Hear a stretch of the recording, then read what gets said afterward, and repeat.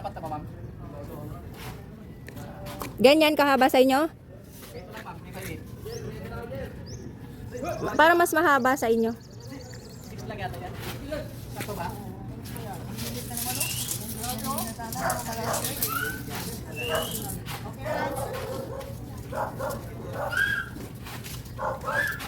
Ano yan? May libreng signage ako from dito. Dito SIM. Nirefer ako nung agent ko. Sobrang tagal na yun. Last year pa yun. Oh, mas mahaba. Mas mahaba. Ang dito lang po. Tapat na po. Ah, parehas lang. Pero mas mababa. 4x8 yan, ma'am. Ang sa inyo? 3 lang po. Ah, yung... Hanggang dito lang po kami, 3 feet lang po kami. Mataas po yan, 3 feet. Hanggang dito lang po. Pwede, maiksi.